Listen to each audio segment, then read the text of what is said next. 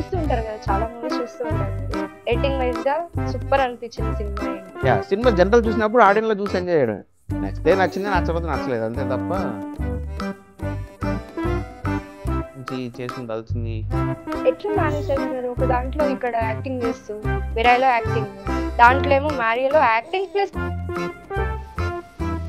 నిజంగా అదేదో మన చాలా పెద్ద సెలబ్రిటీ అనే ఫీలింగ్ ఉండేవాళ్ళం ఆ టైంలో.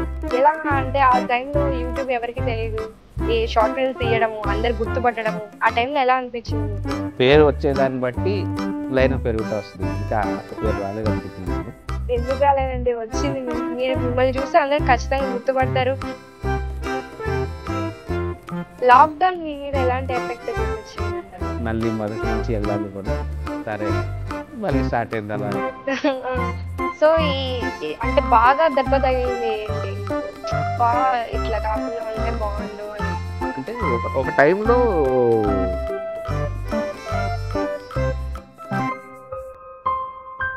సో ఇంకా ఇప్పుడు ఇంకేం చేద్దాం అనుకుంటున్నారు? ఓన్లీ ఎడిటింగ్ ఇవేనా? ఇంకా ఫస్ట్ నన్ను యాక్టర్గా ఎవరు బిలీవ్ చేయలేదు, ఎడిటింగ్లో పేరు వచ్చేసిన తర్వాత. రిజెక్షన్స్ ఎందుకు ఉంటాయి?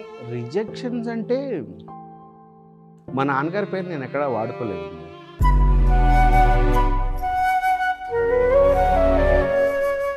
A few moments later.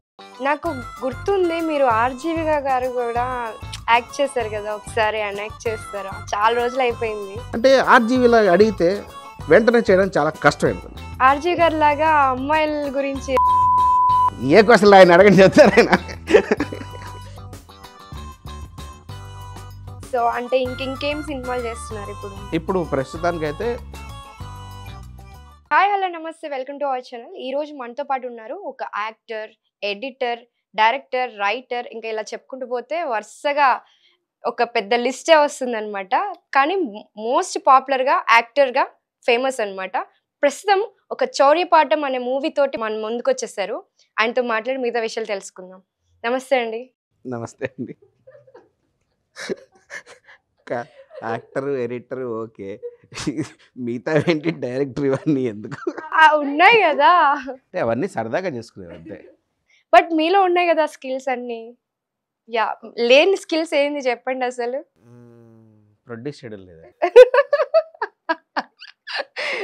అది కూడా మీకు ఛాన్స్ లేదు కాబట్టి చేయలేదు. ఉంటే ప్రొడ్యూస్ చేయొచ్చు, కానీ లేనప్పుడు అదే అదొకటి అందువల్ల చేయలేదు. కానీ లేకపోతే అది కూడా వదిలిపెట్టారుగా. 24 క్రాఫ్ట్స్ అట్లా నమ్మలేసారు మొత్తం. అంటే అన్నిట్లో ప్రయత్నాలు ఉన్నాయి. అది కూడా మీరు చాలా చిన్న ఏజ్ లో వచ్చేసారు. ఏ ఏజ్ లో వచ్చారు మీరే చెప్తే బాగుంటది.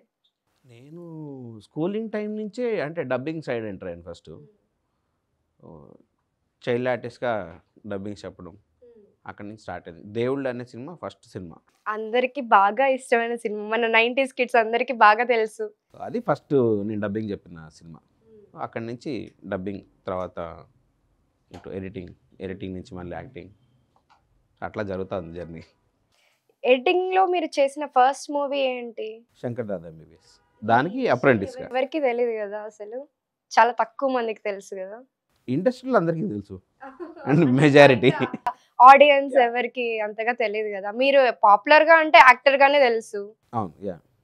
యాక్చువల్లీ అసలు జబర్దస్త్ కంటే కూడా ముందు నుంచి మీరు చేసినవన్నీ కూడా వెబ్ సిరీస్ కావచ్చు, షార్ట్ ఫిల్మ్స్ కావచ్చు, చాలా ఫేమస్, ఇప్పటికి కూడా ట్రెండింగ్ లో ఉన్నాయి, వైరల్ అవుతూ ఉన్నాయి. ఆ సాడిస్ట్ దాని గురించి, అమ్మాయి this girl that boy something. అందరు ఎందుకు అది ఆ పేరుని రివర్స్ లో చెప్తారు? This boy that girl, this girl that boy కాదు.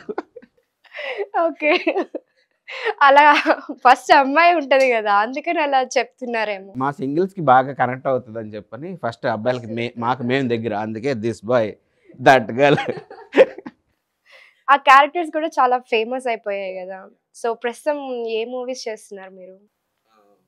ఇప్పుడు మిరాయిలో ఒక క్యారెక్టర్ చేస్తాను, ప్రస్తుతానికి అది ఒకటే రన్నింగ్ లో ఉంది. అండ్ మ్యారియో అని ఇంకొక సినిమా. మ్యారియోలో ఎడిటింగ్ చేస్తున్నారు కదా. మ్యారియోలో ఎడిటర్ అండ్ యాక్టర్ గా ఒక క్యారెక్టర్ చేశాను. 2 క్యారెక్టర్స్ ఐ మీన్ ఒకటి 2 రోల్స్ చేస్తున్నట్టు. ఇంకా అక్కడ ఎట్లా మేనేజ్ చేస్తున్నారు? ఒక దాంట్లో ఇక్కడ యాక్టింగ్ చేస్తూ, మిరాయిలో యాక్టింగ్, దాంట్లో ఏమో మ్యారియోలో యాక్టింగ్ ప్లస్ ఎడిటింగ్, 2 ఎలా మేనేజ్ చేస్తున్నారు? ప్యారలల్ గా చేసుకుంటూ వెళ్ళిపోతుంటాను వర్క్. యాక్చువల్లీ మీరే షూట్ ఉన్న రోజు మార్నింగ్ నుంచి ఈవినింగ్ వరకు షూట్కి వెళ్ళేవాడిని.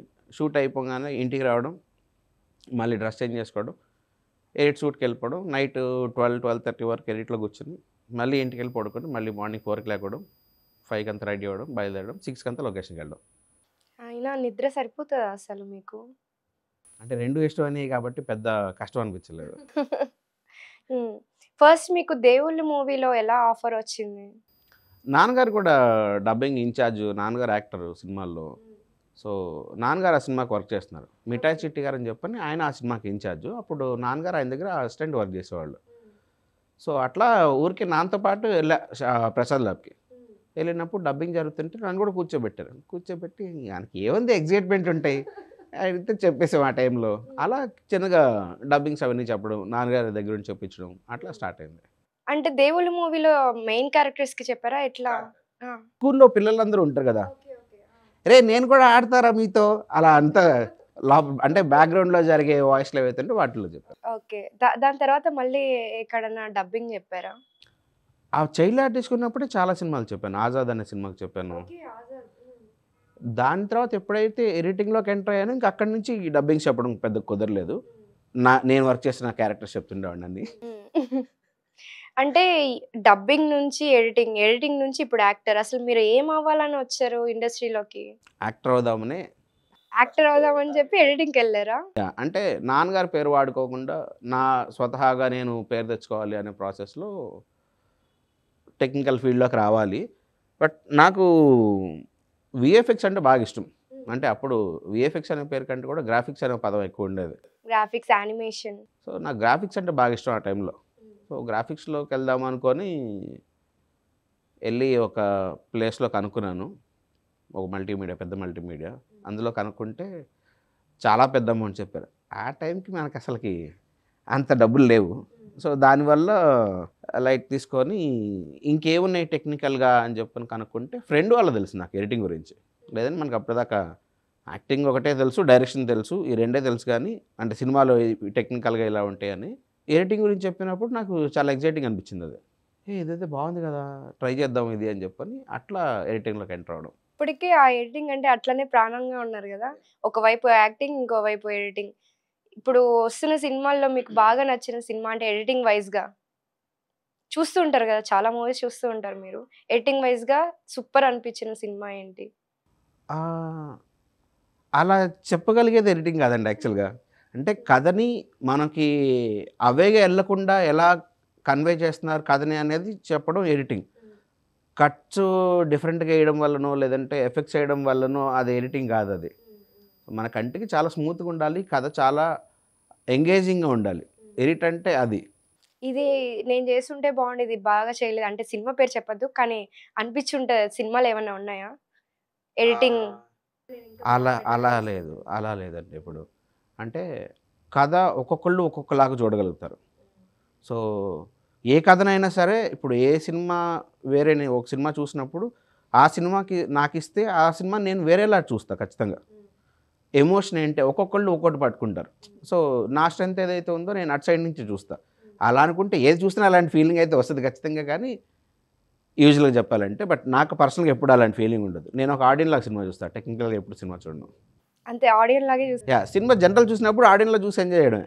నచ్చితే నచ్చింది, నచ్చకపోతే నచ్చలేదు, అంతే తప్ప ఇది ఎందుకు బాగాలేదు అందుకు బాగాలేదు ఈ ఆస్పెక్ట్లో నుంచి చేసి ఉండాల్సింది అసలు ఇండస్ట్రీ పర్సన్ అసలు మాట్లాడను. మీ పేరు మ్యాడీ అయినా లేకపోతే అసలు పేరు ఇంకేమన్నా ఉందా? మ్యాడీ మానేపల్లి. కాదు కాదు. ఒరిజినల్ నేమ్ వచ్చేసి మధుకర్ మానేపల్లి. ఓకే. మధుకర్ నుంచి మ్యాడీగా ఎలా మారారు?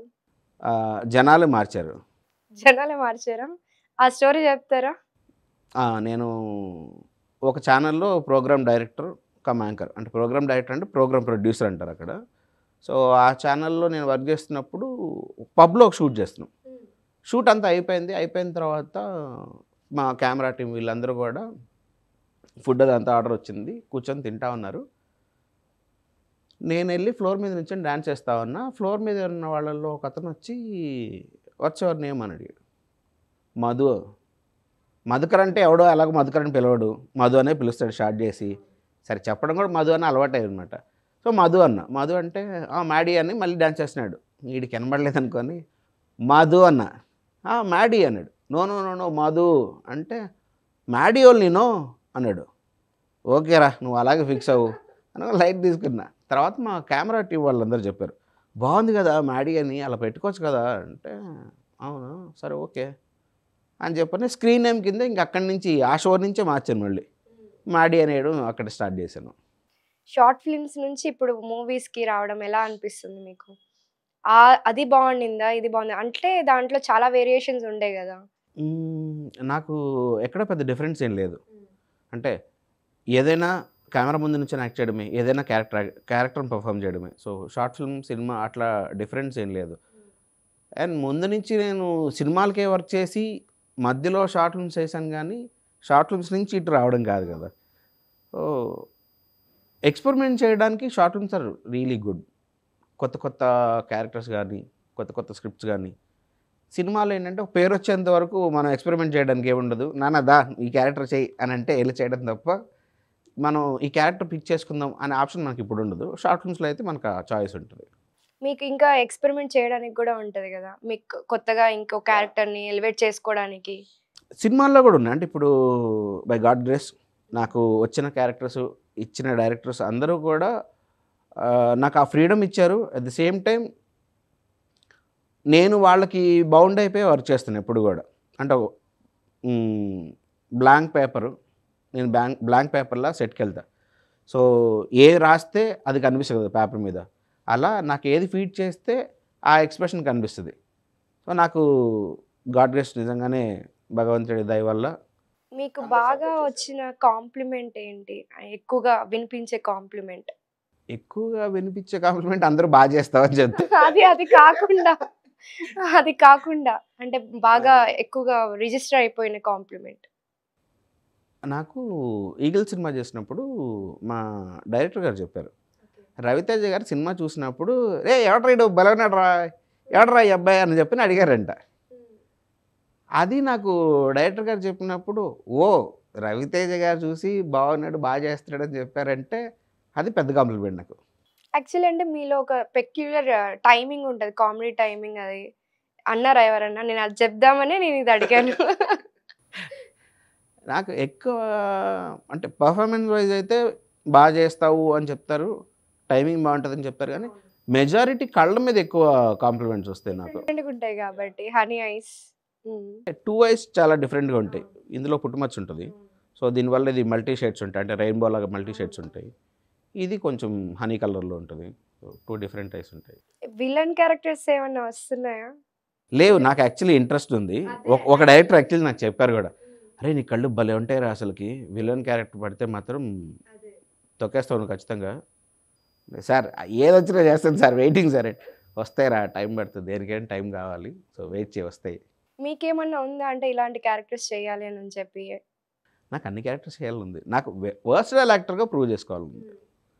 సో వర్స్టైల్ యాక్టర్గా అంటే అప్పుడు ఏ క్యారెక్టర్ వచ్చినా పర్ఫామ్ చేయగలగాలి. డైరెక్టర్స్ రాసుకునేటప్పుడే వీడిని ఏ క్యారెక్టర్ పెడితే బాగుంటుంది అని ఆలోచించినప్పుడు ఏ క్యారెక్టర్కైనా బాగుంటాడు కదా అని ఫీలింగ్లో ఉండాలి. అది నా కోరిక. అలాగా మీకు ఇన్స్పిరేషన్ ఎవరు మన ఇండస్ట్రీలో వర్స్టైల్ యాక్టర్? వరల్డ్ నుంచి తీసుకుంటే మనకి ఎస్వి రంగారావు గారు, అక్కడి నుంచి మొదలు పెడితే అసలు మనకి ఎంతమంది వర్స్టైల్ యాక్టర్స్ ఉన్నారు. డిప్లొమాటిక్ ఆన్సరే ఇస్తున్నారు అయితే, ఎవరి పేరు చెప్తే ఏమవుతుంది అని చెప్పి. నేను ఫస్ట్ మరి ఇప్పుడు ఆ పేరు ఎందుకు చెప్పాను నేను. ఇప్పుడు ప్రకాష్ రాజ్ గారు, కమల్ హాసన్ గారు అంటే నాకు బాగా ఇష్టం. నాకు అంటే మా నాన్నగారికి యాక్చువల్లీ కమల్ హాసన్ గారు బాగా ఇష్టం. కృష్ణ గారు, కమల్ హాసన్ గారికి వీళ్ళిద్దరికి ఫ్యాన్ మా నాన్న బాగా. సో నాకు అలా కమల్ హాసన్ గారి సినిమాలు ఫస్ట్ చిన్నప్పటి నుంచి మా నాన్నతో కలిసి కూర్చొని చూడడం అలవాటు. చిరంజీవి గారి సినిమాలు అంటే అఫ్కోర్స్ రెగ్యులర్గా అందరూ కలిసి చూసే సినిమాలు కాబట్టి అవి. కానీ పర్సనల్గా నాకు యాక్టింగ్ సైడ్ ఇదంతా కూడా కొంచెం ఎక్కువ ఇన్ఫ్లుయెన్స్ పడింది అదంతా కమల్ హాసన్ గారి దగ్గర నుంచి. ఇప్పుడు చిరంజీవి గారు అంటే ఇష్టం అని చెప్పారు మీరు. శంకర్దాదా జిందాబాద్ చెప్పింది ఆ మూవీకి చేసినప్పుడు అందరికంటే ముందు మీరే చూస్తారు కదా రఫ్ కట్ కానీ అంత ఎడిటింగ్ చేస్తున్నప్పుడు. శంకర్దాదా ఎంబీబీఎస్కి నేను నా కెరీర్ మొదలు పెట్టాను అంతే, అప్రెంటిస్ నేను అప్పటికి. నేను దానికి బుడ్డు అడుగులు వేస్తున్నాను అనమాట అప్పుడే ఇండస్ట్రీలో. బట్ మీరైతే కొంచెం అయితే చూస్తారు కదా అందరికంటే బిఫోర్గా. చూడగలుగుతాం కానండి అప్పుడు ఆ టైంకి ఏంటంటే సినిమా లోపలికి వెళ్ళి కూర్చొని సినిమా చూడడమే చాలా పెద్ద తలకైన పనమాట. అంటే నెగిటివ్ ఉండే టైంలో జరిగింది. సో దాని తర్వాత నేను ఫుల్ ప్లెడ్జ్‌గా కూర్చొని వర్క్ చేసింది గానీ, వర్క్ చూసింది గానీ, చిరంజీవి గారిని కలిసింది గానీ 'అందరివాడు' సినిమాకి. ఓకే. అందరివాడికి కూడా మీరు పని చేశారా? ఓకే. ఎలా అనిపించింది? అంటే ఆ టైంలో అందరికంటే ముందు మీరు చూసినప్పుడు ఎలా అనిపించింది?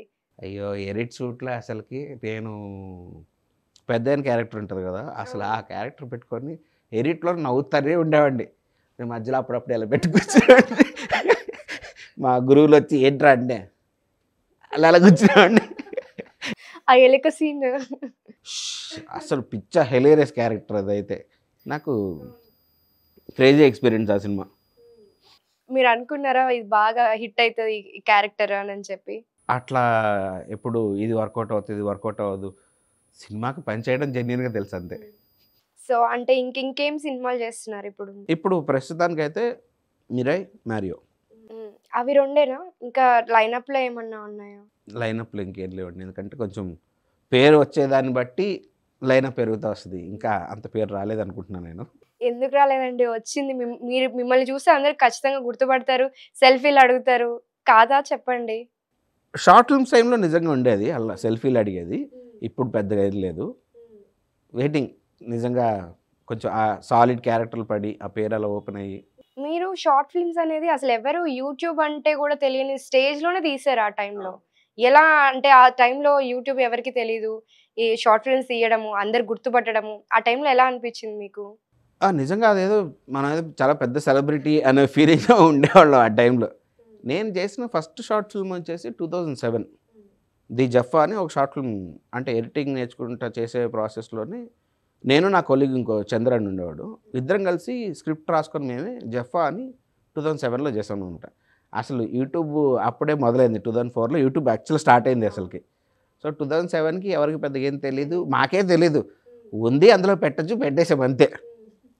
తర్వాత 2011 నుంచి ఇంకా రెగ్యులర్ షార్ట్ ఫిల్మ్స్ ఇవన్నీ చేయడం మొదలైంది. So 'this by that girl' అనేది ఫస్ట్ బాగా వైరల్ అయిపోయింది. ఆ టైంకే ఇది 1 మిలియన్ కొట్టేసిందనమాట. సో ఎక్కడికెళ్ళినా ఆ టైంకే 1 మిలియన్ అంటే అసలు ఎంతమంది చూసుంటారు? Crazy short film. అది ఇప్పటికీ టిల్ డేట్‌కి నాకు ఇంకా యూఎస్ నుంచి, యూకే నుంచి చాలా కంట్రీస్ నుంచి ఇంకా నాకు మెసేజ్‌లు చేస్తుంటారు. "రేయ్! నీ షార్ట్ ఫిల్మ్ చూస్తున్నాం బ్రో" అని కొంతమంది. ఇక్కడి నుంచి వెళ్ళిపోయిన ఫ్రెండ్స్ ఇంకా ఇప్పటికీ అది బోర్ కొడితే ఓపెన్ చేసుకొని చూస్తా. నాకసలు అది లైఫ్‌లో నేను మర్చిపోలేను షార్ట్ ఫిల్మ్ అది. ఈ సాడిజంది గూడా అది కూడా చెప్పండి దాని గురించి గూడా. Girl friend sadism. భూపాలన్ గారు రాసిన కాన్సెప్ట్ అది. అంటే బీఎఫ్సీ అనే ఛానల్‌లో భూపాలన్‌తో కలిసి చాలా వీడియోస్ అవన్నీ చేస్తుండేవాళ్ళం.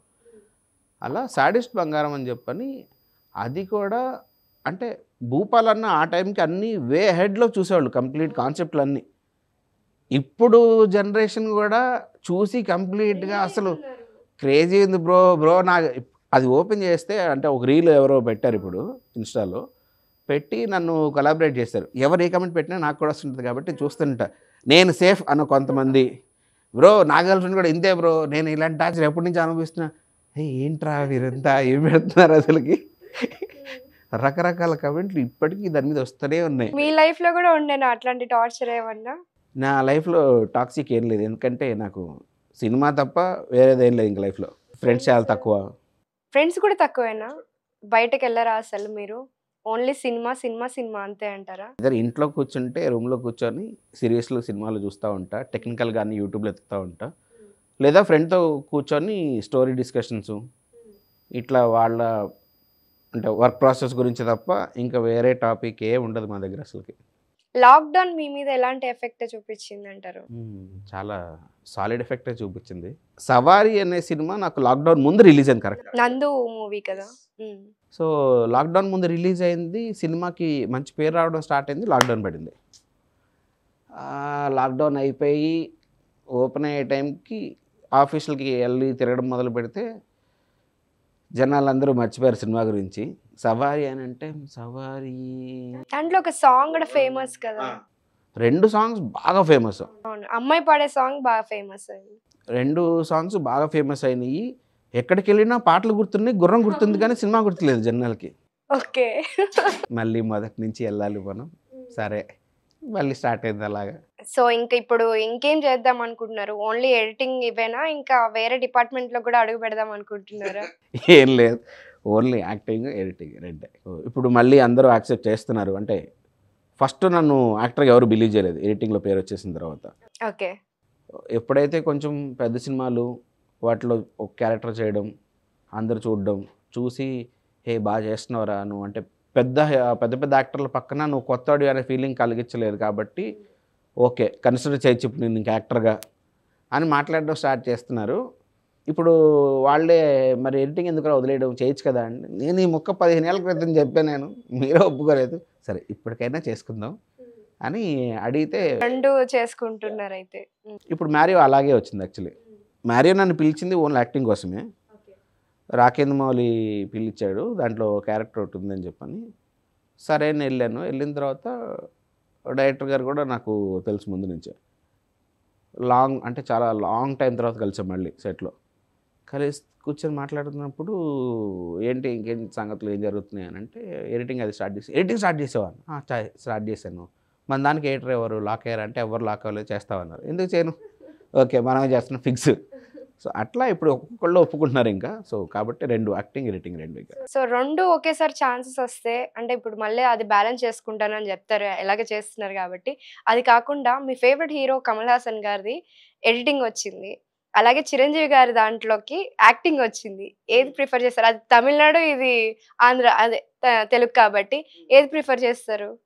రెండిట్లో ఒకటే ఆప్షన్ ఉంది. ఇప్పుడు నాకు అలాంటి చాయిస్ వస్తే సెట్లో కూర్చొని ల్యాప్టాప్ ఉంటుంది నా దగ్గర, ల్యాప్టాప్ పెట్టుకొని ఎడిట్ చేసుకోవచ్చు నేను. 2 చేసుకుంటారైతే. షార్ట్ లేనప్పుడు క్యారవన్లకి షూట్ మొత్తం ఉండదు కదా.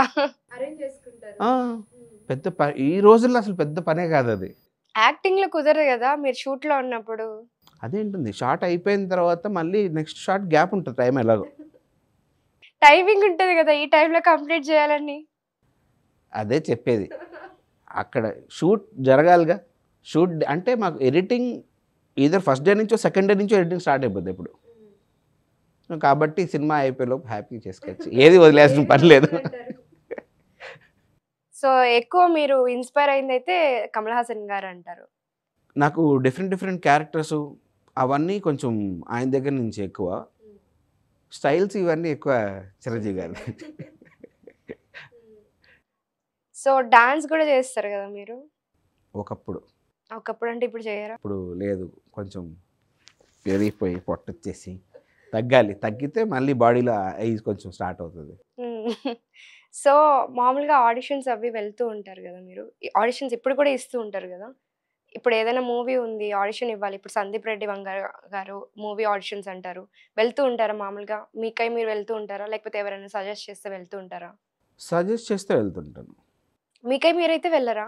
ఇన్ఫర్మేషన్ తెలియడం చాలా తక్కువ ఉంటుంది. ఎందుకు తెలియదండి? మాకే తెలుస్తుంది ఇక్కడ మూవీ ఆడిషన్స్ ఉన్నాయి, ఈ మూవీ ఆడిషన్స్ ఉన్నాయని తెలుస్తూ ఉంటది కదా. అంటే సర్కిల్ ఎక్కువ ఉంటే ఫస్ట్ ఎవరో ఒకరు ఏదో ఒకటి చెప్తా ఉంటారు. ఎన్ని ఇయర్స్ నుంచి ఉంటున్నారు మీరు ఇండస్ట్రీలో? అంటే ఆడిషన్స్ తిరిగే వాళ్ళు వేరే ఉంటారు కదా కంప్లీట్గా. ఇప్పుడు నేను యాక్టర్స్ అందరితో కలిసి ఇప్పుడు రెగ్యులర్ తిరుగుతూ ఉన్నాను. నాకున్న ఫ్రెండ్స్ 4-5 ఫ్రెండ్స్ ఉన్నారు.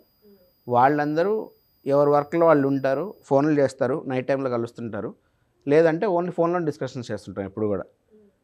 బయట తిరిగితే అందరితో టచ్లో ఉంటే తెలుస్తూ ఉంటాయి, పలానా దగ్గర పలానా సినిమా ఆడిషన్ జరుగుతుంది, పలానా సినిమా ఆఫీస్ ఇక్కడ ఉంది అని చెప్పని.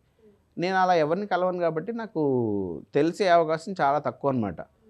ఒకవేళ అలా అంతకుముందు తెలుసుకొని వెళ్ళినప్పుడు కూడా నన్ను ఎక్కువ రిజెక్షనే ఫేస్ చేశాను నేను. ఎందుకని? కరెక్ట్గా ఉండబట్టి. యా, టాలెంట్ ఉండి తొక్కేస్తున్నారంటారా? అంటే ఎడిటర్గా నేమ్ ఎక్కువ ఉండడం వల్ల నాకు యాక్టింగ్ మీద అవకాశాలు చాలా తక్కువ వచ్చేవి, ఒప్పుకునేవాళ్ళు కాదు అసలుకి. ఇప్పుడు ఆ ప్రాబ్లం లేదు, ఎందుకంటే రెండింటిని యాక్సెప్ట్ చేస్తున్నారు కాబట్టి ఇంక ఇప్పుడు ఆ ప్రాబ్లం ఉండకపోవచ్చు. తెలిస్తే వెళ్ళి ఆడిషన్స్ ఇచ్చేవాడిని. కొన్ని ఆడిషన్స్ ఏంటంటే మీకు ఏది వస్తే అది చేయండి, ఏది నచ్చితే అది చేయండి అంటే అది కాదు కదా. అలా నేనేం ప్రిపేర్ అయ్యాలని ఫస్ట్ మ్యాక్సిమం ఆ సినిమాలో ఒక సీన్ ఉంటే అంటే ఒక క్యారెక్టర్ ఉంటుంది, ఆ క్యారెక్టర్కి రిలేటెడ్గానే ఒక సిచ్యువేషన్ చెప్తారు. ఈ సిచ్యువేషన్ ఇది, ఒకసారి మీరు ఏం చేస్తారో చేయండి అని అంటే సిచ్యువేషన్ క్యారెక్టర్ తెలుసు కాబట్టి దాన్ని మేము ఎలా పర్ఫామ్ చేయగలుగుతాం అని చెప్పని కూర్చొని ప్లాన్ చేసుకుని వెళ్ళి ఆడిషన్ ఇస్తాం. అలా కాకుండా మీకు ఏదో వస్తే అది చేసేయండి ఓన్గా ఊరికే అని చెప్పి చాలా ప్లేసెస్లో చెప్పేవాళ్ళు. అలా చెప్తే ఓకే అండి ప్రిపేర్ చేస్తా అని చెప్పని బండి తీసుకొని ప్రిపేర్ అయ్యి ఇంటికి వెళ్ళేవాడిని. అటు నుంచి అటే వెళ్ళిపోయేవాళ్ళం. సో ఇప్పుడు ఒకవేళ నేను ఒకటి కాన్సెప్ట్ ఇస్తాను ఆడిషన్ లాగా చేయమంటే, అంటే ఇటు నుంచి ఇటు పారిపోవద్దు, జస్ట్ మా కోసం ఆడియన్స్ కోసం చూపించండి. ఒక కాన్సెప్ట్, ఒక అమాయకుడు ఒక అమ్మాయిని ఇష్టపడ్డాడు. ఆ అమ్మాయి చాలా పాష్ అమ్మాయి, ఇతను చాలా అమాయకుడు. తర్వాత యాక్సెప్ట్ చేసింది. యాక్సెప్ట్ చేసిన తర్వాత అంటే ఒక టైప్ ఆఫ్ కొన్ని చీటింగ్ అట్లా చేసేసింది, వెళ్ళిపోయింది అమ్మాయి. సో అబ్బాయి బాధపడుతున్నాడు. సో ఇది కాన్సెప్ట్. ఫస్ట్ అమ్మాయికుడు లవ్ చేసింది, తర్వాత చీటింగ్ చేసింది, బాధపడుతున్నాడు. That's it. స్కెచ్ చేసుకుంటున్నారా? మరి ప్లాన్ చేసుకోవాలిగా. ఓకే, ఆపోజిట్ క్యారెక్టర్ మీరు చేస్తారా? చీటింగ్ క్యారెక్టర్ నేను చేయాలా? ఇది ఆడిషన్ అండి, ఇది ఆడిషన్. ఊరికే లెట్స్ గివ్ అ ట్రై. ఇక్కడి నుంచే చేద్దాం. నుంచోనేం కాదు. ఓకే, నేను పాష్ గర్ల్ అయితే ఇప్పుడు. కాకపోయినా ప్రిటెండ్ చేయండి, పర్లేదు. అంటే కాదంటారా? ఓకే. హలో అండి. హాయ్. ఏంటి, ఏం కావాలి? మీకు ఒకటి చెప్పాలి, ఏమనుకోరు కదా? ఏం చెప్పాలి?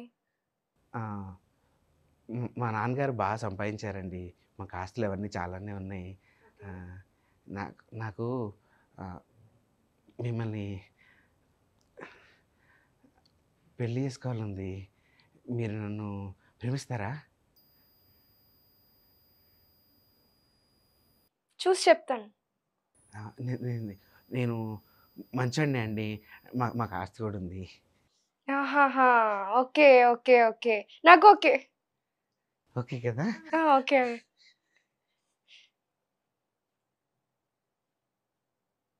ఏంటండి అలా చూస్తున్నారు? మీకు అంటే ఇష్టం లేదా? అదే ఇష్టమే. నిజం చెప్పండి, ఎందుకు అలా చూస్తున్నారు? ఇష్టమే, బాగా డబ్బులు ఉన్నాయన్నావు కదా, ఇష్టమే. డబ్బులు ఉన్నాయండి. డబ్బులు ఉన్నప్పుడు నాకు ఇష్టమే. మరి అయితే ఎప్పుడు పెళ్లి చేసుకుందాం? ఆలోచించి చెప్తాం. అంటే ఇప్పుడు కలిసాం కదా. ఓకే అండి, నాకు అర్థమైంది. ఏమర్థమైంది? నిజంగా చెప్పాలంటే మా దగ్గర డబ్బులు లేవండి. డబ్బులు లేకపోతే ఎందుకు వచ్చావు నా దగ్గరికి?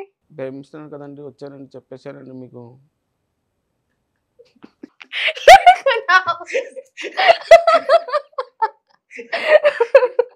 నాకు నవ్వు, but okay, yeah, too good.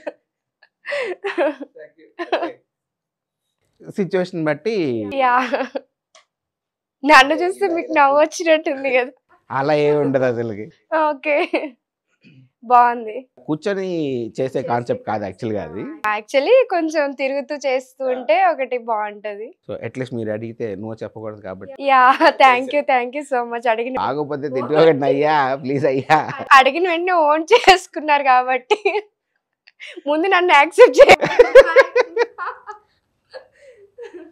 పర్లేదు, మనం తట్టుకోగలం.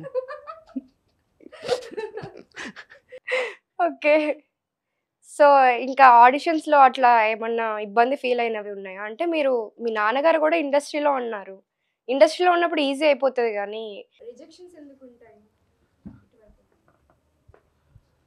రిజెక్షన్స్ అంటే మా నాన్నగారి పేరు నేను ఎక్కడా వాడుకోలేదండి, నేను ఓన్గా నేమ్ గెయిన్ చేసుకుంది అంతా కూడా. సో దానివల్ల నేనుగానే తెలుసు జనాలందరికీ. ఎడిటర్గా ఉన్న పేరు డామినేట్ ఎక్కువ చేసింది. అంటే ఒక టెక్నీషియన్గా నువ్వు ఉంటే బాగుంటుంది కెరియరు, యాక్టింగ్ అంటే చెప్పలేము ఎప్పటికీ లైఫ్ ఎలా ఉంటుందని, ఎంతకాలం సస్టైన్ అవుతావో తెలీదు, ఎప్పటికీ యాక్సెప్ట్ చేస్తారో తెలియదు జనాలు నిన్ను. స్ట్రగ్లింగ్ కెరియర్ అయిపోతుంది మొత్తం అంతా అది. బట్ టెక్నికల్గా ఆల్రెడీ నీకు మంచి పేరు ఉంది, నువ్వు ఇది కంటిన్యూ చేసుకోగలుగుతావు కాబట్టి ఇటు సైడ్ ఉండడమే కరెక్ట్ అని చెప్పని చాలామంది ఒప్పుకోలేదు. మనకు ఒకసారి వచ్చి ఒక పురుగు తిరిగేసిన తర్వాత ఇంకెక్కడ వదిలేస్తాం, అరే అదే అనుకొని ఎడిటింగ్ వదిలేసి యాంకరింగ్లోకి వెళ్ళిపోయి డైరెక్షన్ చేసి, ఫ్రెండ్ షార్ట్ ఫిల్మ్స్ ఉంటే వాళ్ళకి కెమెరామెన్కి వెళ్ళి చేసేసి, కుదిరినట్టు అన్ని రకాల పనులు చేసుకుంటే వెళ్ళిపోయాం మొత్తం అంతా. లక్కీలీ నాకు అక్కడ షార్ట్ ఫిల్మ్స్ ఇవన్నీ చేయడం వల్ల ఎక్స్పీరియన్స్ గెయిన్ చేయడానికి కానీ, ఓ సినిమాలు మధ్యలో కొన్ని సినిమాలు రావడం, పర్ఫామ్ చేసేటప్పుడు పెద్ద పెద్ద యాక్టర్లతో వాళ్ళ దగ్గర నుంచి సజెషన్స్, ఇన్పుట్స్, వాళ్ళు ఎలా చూస్తున్నారని చెప్పి వాళ్ళు అబ్జర్వ్ చేయడం. సో ప్రాసెస్లో చాలా నేర్చుకున్నాను నేను. ఇండస్ట్రీలో ఎవరైనా మీకు వెల్ విషర్స్ ఉన్నారా? అంటే గైడెన్స్ ఇచ్చేవాళ్ళు. ఇలా చేస్తే బావుంటది మేడీ, నువ్వు ఇట్లా చేసుకో, ఇలా చేసుకో అని ఎవరైనా ఉన్నారా? ఒకళ్ళని కాదండి, లిస్ట్ చెప్పాలంటే చాలా పెద్ద లిస్టే ఉంది. చెప్పండి. టైం ఉంది. నాకున్న సర్కిల్‌లో అందరూ నాకు అలా ప్రాపర్‌గా గైడ్ చేసేవాళ్ళు. అంటే డైరెక్టర్స్ దగ్గర నుంచి, యాక్టర్స్ దగ్గర నుంచి, చాలామంది టెక్నీషియన్స్ నాకు అందరూ ప్రాపర్‌గా గైడ్ చేసేవాళ్ళే ఉన్నారు. అంటే వీడు ఎదుగుతాడు, అలాంటి అంటే వీడు ఎదగడం ఏంటి, ఇలాంటివి చాలామందికి ఉంటాయి కదా! అలా ఏం లేకుండా వీడు ఎదగాలి, నావాడు అనుకున్న ఫ్రెండ్సు, బ్రదర్స్ అంటే ఫ్రెండ్స్ లాగా వచ్చి ఫ్యామిలీ మెంబర్స్ లాగా అయిపోయిన వాళ్ళే ఎక్కువ నాకు బాగా. So n number of people ఉన్నారు. అంటే మీరు 15 ఇయర్స్ అప్పుడే వచ్చేసారు ఇండస్ట్రీకి. బట్ ఇప్పటికి చాలా పాపులర్ అయిపోయి ఉండాలి. చాలా మూవీస్ చేసేసి ఉండాలి. కానీ చూస్తే ఒక 12 మూవీస్ అట్లా చేస్తున్నారు ఇప్పటిదాకాను. అంత నోటీస్ చేసిన మూవీస్ కూడా చాలా తక్కువ. 'ఈగల్' ఇప్పుడు రీసెంట్‌గా వచ్చిన 'ఈగల్' ఇంకా రాబోయే మూవీస్ చాలా పాపులర్ మూవీస్ అయిపోతున్నాయి అవి. 'మిరాయిలో' కూడా మన హీరో 'తేజ సజ్జా' ఇవన్నీ రేపొద్దున హిట్ అయిపోతాయి. చాలా పాపులర్ అయితాయి. కానీ ఇప్పటిదాకా హిట్స్ అనేవి చాలా తక్కువ ఉన్నాయి గదా! మీరేమనుకుంటున్నారు దాని గురించి? నేను అనుకోవడానికి, నేను చేయడానికి ఏం లేదు కదా! అది నా చేతుల్లో లేని పని. వచ్చిన క్యారెక్టర్‌కి నేను ఎంతవరకు పర్ఫామ్ చేయగలిగాను ఏంటి మాత్రమే నా చేతుల్లో ఉంది. కానీ సినిమా ఎలా ఉంది ఏంటి అనేది అది ఎప్పటికీ అంటే ఇండస్ట్రీలో ఎవరి చేతుల్లో లేదు అది. అది ఆడియన్స్ చెప్పగలిగేది సినిమా హిట్టా ఫ్లాపా అనేది. కష్టపడి జెన్యూన్‌గా మేము ఎంతవరకు ఎఫర్ట్స్ పెట్టి సినిమాని చేయగలం అంతవరకు చేస్తాం మేము. సో మిగతాదంతా దైవాధీనం, ఆడియన్స్. ఈ హెయిర్ కట్ ఏంటి? ఎప్పటినుంచి ఒక 6 ఇయర్స్ నుంచి ఇట్లా ఈ హెయిర్ కట్ తోటే చూస్తున్నాం. మీకు అంటే చిరాకు అనిపియట్లేదా? స్టైల్ మార్చాలనిపించట్లేదా? ఆప్షన్ లేదు నాకు. ఓకే. 6 ఇయర్స్ నుంచి లాంగ్ హెయిర్‌లోనే ఉన్నాను కంప్లీట్‌గా. అంటే వన్ వన్ ఆఫ్టర్ వన్ సినిమాకి కమిట్ అయిపోవడం వల్ల సినిమా అయిపోయేంత వరకు లుక్ మార్చలేం. దానివల్ల అలా కంటిన్యూ అవుతుంది. బట్ లక్కీలీ ఏంటంటే నాకు లాంగ్ హెయిర్ ఉన్నా కూడా క్యారెక్టర్స్ అన్నీ డిఫరెంట్‌గానే ప్రెజెంట్ చేసుకుంటా వస్తున్నారు కాబట్టి సో ఇదే లుక్‌లో ఉన్నాడేంటి మొత్తం అంతా అనే ఫీలింగ్ ఎక్కడా రాదు అసలుకి. ఇప్పుడు 'రవితేజ' గారు మీకు కాంప్లిమెంట్ ఇచ్చినట్లా ఇక్కడ 'అనుపమతో' చేశారు మీరు. అట్లా ఎవరన్నా కాంప్లిమెంట్ ఇచ్చిన వాళ్ళున్నారా?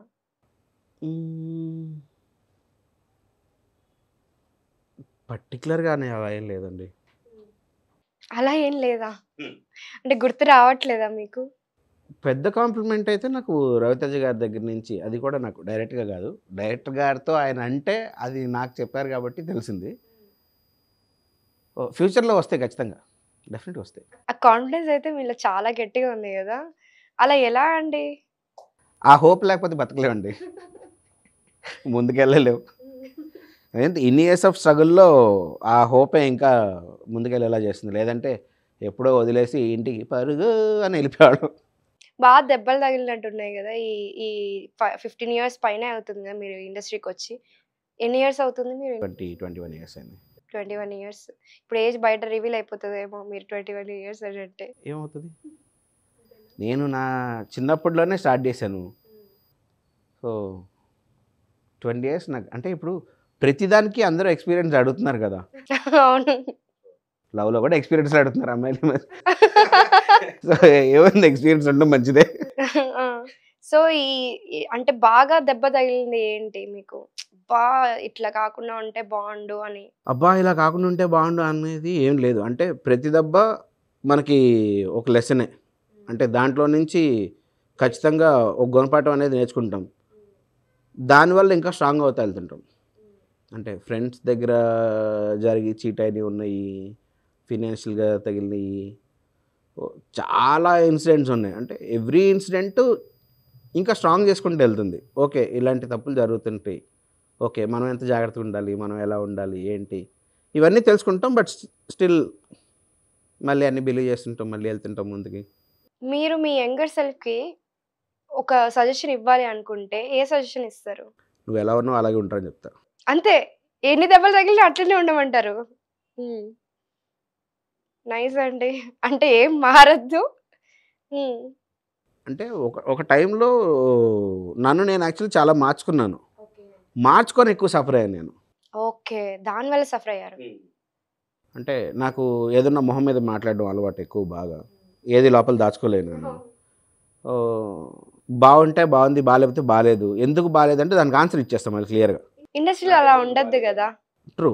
అంటే నాకు ఇండస్ట్రీలో ప్రాబ్లం రాలేదు, బయట వచ్చింది ప్రాబ్లం. అలాగా నువ్వు ఎందుకు అలా అన్ని మొహం మీద చెప్తుంటావు, అలా చెప్పకూడదు అసలుకి. నేను ఇది బాగలేదని చెప్పను, నాకు నచ్చలేదని చెప్తా. ప్రతి దానికి అంటే ఒక పర్స్పెక్టివ్ ఉంటుంది ప్రతి ఒక్కళ్ళకి. నాకు నచ్చలేదు అంతే.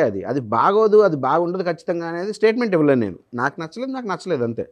సో అలా చెప్తే దానికి అఫెండ్ అయిపోయేవాళ్ళు. ఎందుకు వచ్చిన తలకాయ నొప్పి మనకి జనాలతో మాట్లాడి, వద్దులే అందుకని దూరంగా ఉంటున్నారా ఇప్పుడు? చేసుకొని కట్ డౌన్ చేసుకున్నాను. జనాలతో మాట్లాడడానికి అవాయిడ్ చేసేవాడిని. ఇంట్లో నుంచి బయటకు వచ్చేవాడిని కాదు. ఉన్న 2-3 ఫ్రెండ్స్తో కలిసి ఉండేవాడిని తప్ప పెద్దగా మాట్లాడేవాడిని కాదు. ఇది ఎప్పుడు జరిగింది? ఇది ఆల్మోస్ట్ ఒక 6-7 ఇయర్స్.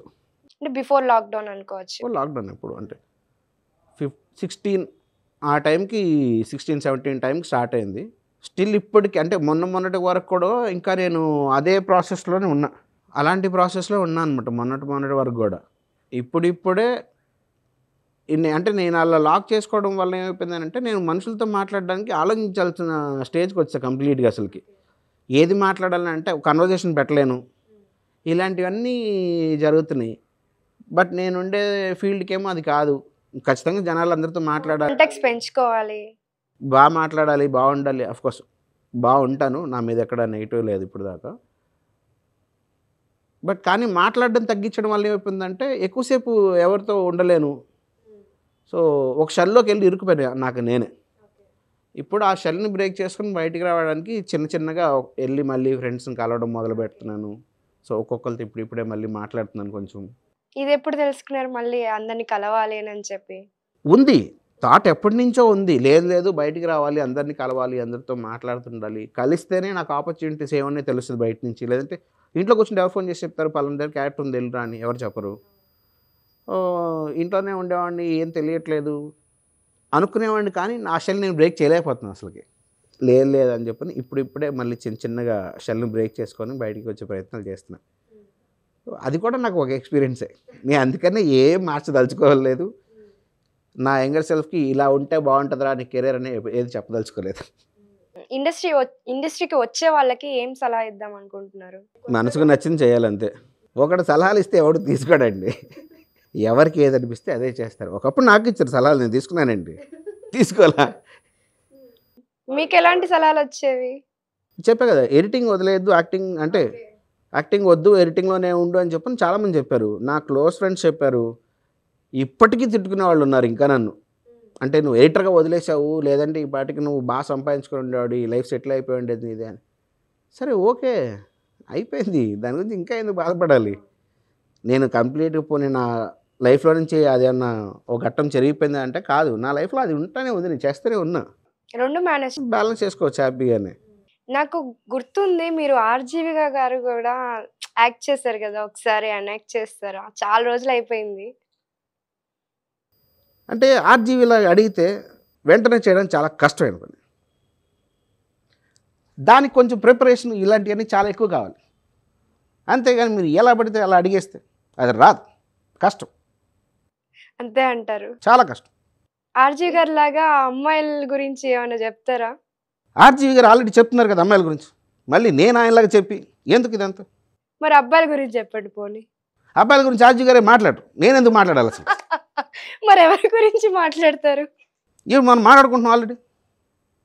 సరే సినిమా గురించి చెప్పండి. ఏ సినిమా? ఏదైనా సినిమా ఇండస్ట్రీ.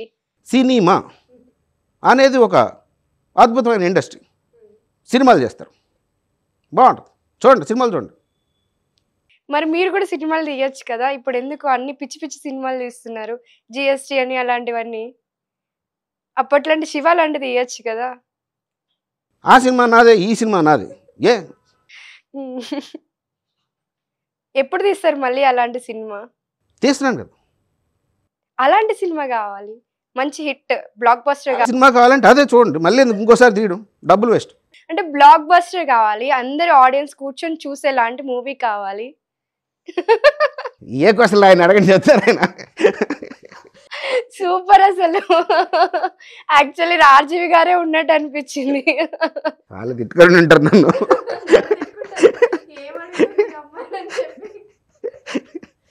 Super super. ఇది చాలా మందికి, తక్కువ మందికి తెలుసు కదా మీరు. యాజ్ ఇట్ ఈస్ అసలు వాయిస్ అట్లనే దింపేస్తారు. అంటే నా వాయిస్ చాలా సిమిలర్గా ఉంటుంది అని చెప్తుంటారు. చాలా మందికి తెలియదు కదా మీరు ఆర్జీవి లాగా చేస్తారు అని చెప్పి. వాయిసే కాదు, ఎనాక్ట్ చేయడం కూడా మొత్తం యాజ్ ఇట్ ఈస్. ఇప్పుడు సడన్ గా అడిగాను కాబట్టి మీకు అట్లా వచ్చింది, కానీ మీరు కానీ ఫోకస్ చేసి కొద్దిసేపు ఆగి చేస్తుంటే యాజ్ ఇట్ ఈస్ అట్లాగే ఆయనలాగే కూర్చుంటారు, ఆయనలాగే మాట్లాడతారు. నాకు గెటప్ సీన్ అటు కలిసి వర్క్ చేసే టైంలో